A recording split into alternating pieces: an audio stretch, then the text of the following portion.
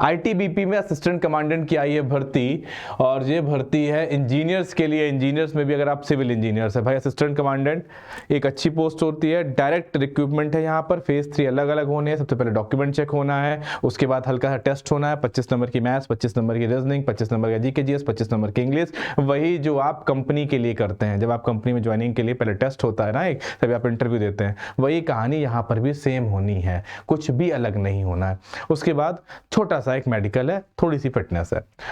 समझो पूरी कहानी क्या है भाई। आपका फॉर्म आ गया है, फॉर्म आया है आपका 1 तारीख को, लास्ट डेट है 15 तारीख। इस चीज को समझो भाई, इंजीनियर वाले जितने इंजीनियरिंग वाले समझो, 1 तारीख को आपका फॉर्म आया है और लास्ट डेट है 15/12/2023।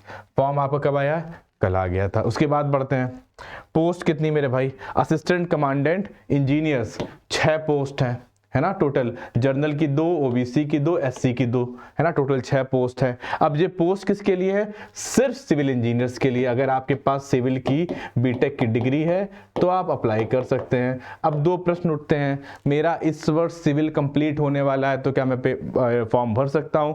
अगर आपके पास डिग्री आ गई है ना, आपने फाइनल सेमेस्टर का पेपर दे दिया है, आपके हाथ में प्रोविजनल सर्टिफिकेट है, तो आप ये फॉर्म भर दीजिए, कोई दिक्कत नहीं आने वाली। दूसरा, सर इसका फेस क्या रहेगा पेपर का?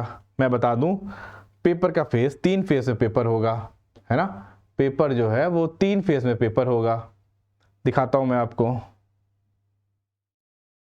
फर्स्ट फेस, पहला phase verification of original document, मतलब आपकी हाई स्कूल की मार्कशीट, 11th-12th की मार्कशीट, आपके कास्ट प्रमाण पत्र और आपकी बीटेक की मार्कशीट और प्रोविजनल, और अगर डिग्री आपके पास सो फॉर सो गुड है तो वो चेक होगा पहले फेज पे। जब ये आपके सारे डॉक्यूमेंट ओके निकलेंगे, है ना, उसके बाद ये आगे बढ़ेंगे।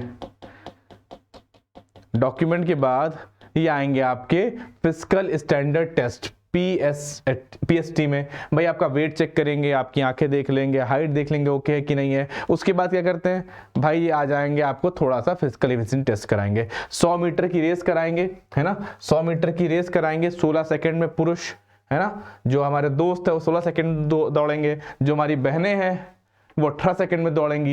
ये 100 मीटर, 100 मीटर कुछ होता ही नहीं है, पता ही कितना होता है 100 मीटर। 800 मीटर भी कुछ नहीं होता भैया, 3 मिनट 45 सेकंड। टहलते हुए जाओगे तब भी 3 मिनट 45 सेकंड में हो जाएगा मेरे दोस्तों के लिए।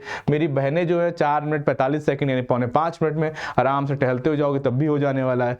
लॉन्ग जंप 3.5 मीटर की, है ना, 3 चांस मिलेंगे आपको। अगर एक चांस से फेल भी होते हो 2 चांस और हैं, तो 3 चांस। इसकी थोड़ी प्रैक्टिस करनी पड़ेगी, है ना, लॉन्ग जंप की। मेरी बहनों के लिए 3 मीटर की लॉन्ग जंप, इनको भी 3 चांस मिलने हैं। शॉर्ट पुट कितना है? 7.26 kg का एक शॉर्ट पुट मिलेगा आपको। इसको फेंकना है आपको 4.5 मीटर। मेरे पुरुषों भाइयों के लिए, महिलाओं के लिए, मेरी बहनों के लिए फेंकने की आवश्यकता नहीं है। ये तो हो गया मेरा फेज 1। अब फेज 2 में क्या होगा? फेज 2 में मेरा एक रिटर्न पेपर होगा। रिटर्न पेपर में जनरल अवेयरनेस के 25 क्वेश्चन, है ना, वही तुम्हारी जीके जीएस करंट अफेयर जुड़ा हुआ मैटर आएगा, है ना। और उसके बाद तुम्हारे रीजनिंग के 25 क्वेश्चन 25 मार्क्स के, वही तुम्हारी न्यूमेरिकल एप्टीट्यूड जो तुम देते हो कंपनी के एग्जाम के पहले। इससे पहले इंटरव्यू होना होता है तुम्हारा, इंटरव्यू पहले टेस्ट कराता है इंटरव्यू, तो वही सेम पेपर प्रोसेस है। 25 क्वेश्चन जनरल इंग्लिश, 25 क्वेश्चन, वही सिंपल कठिन नहीं आने वाला, क्योंकि उनको पता है इंजीनियरिंग करके उनको इंजीनियर्स चाहिए, है ना, यहाँ पे ज़्यादा भीड़ वैसे नहीं जाने वाली है। उसके बाद सिविल इंजीनियरिंग के 15 क्वेश्चन होंगे 100 मार्क्स के, है ना, याद रखेंगे। इसमें क्या, पार्ट ए में 5 क्वेश्चन 2-2 मार्क्स के होंगे, पार्ट बी में 5 क्वेश्चन 8 मार्क्स के होंगे, पार्ट सी में 5 क्वेश्चन 10 मार्क्स के होंगे। ये भी 2 घंटे का होगा। अच्छा, ये तुम्हारे सब्जेक्ट से जुड़ा हुआ होगा, याद रखना। तो बहुत लास्ट ईयर के जो आपके प्रैक्टिकल वाले सब्जेक्ट उनको पढ़ के बहुत ढंग से जाइएगा, ठीक है। फर्स्ट ईयर वाले सब्जेक्ट से नहीं है कि फर्स्ट ईयर में तुम्हारा सब जो जुड़ा हुआ था उसमें तुमने सी लैंग्वेज पढ़ ली थी, सब पढ़िया, तो सब नहीं आएगा। तुम्हारे लास्ट ईयर के जो तुम्हारे प्रैक्टिकल सब्जेक्ट है, तो तुम्हारे काम में काम आते हैं, तुम्हारे वर्क प्रोसेस में काम आते हैं, उनकी बात करेगा, उनसे जुड़े क्वेश्चन पूछेगा। और ये वही क्वेश्चन होते हैं जो रेगुलरली आते रहते हैं हमारे पेपर्स में बीटेक वालों के। आगे बढ़ते हैं, है ना, ठीक है। तो ये समझ गए मेरी बात, ठीक है। अच्छा, अब क्या है, उसके बाद इंटरव्यू आएगा।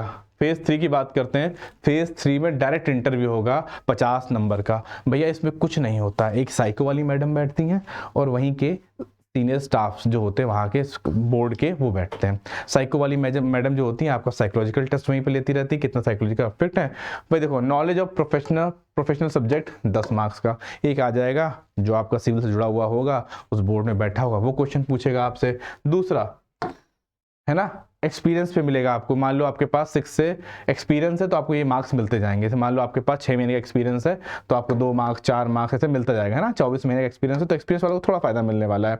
पर्सनालिटी टेस्ट, भाई मैं कह रहा साइको वाली मैडम बैठेंगे, अपने पर्सनालिटी तुम्हारी जान लेगी। जनरल अवेयर्स पूछा जाएगा बोर्ड ऑफ इंटरव्यू द्वारा, भैया कौन राष्ट्रपति, हाल ही में COP28 की मीटिंग हुई दुबई में, प्रधानमंत्री गए थे वहाँ पर, उन्होंने बोला कि इकोनॉमी और हम लोग एनर्जी साथ साथ चला रहे हैं, है ना।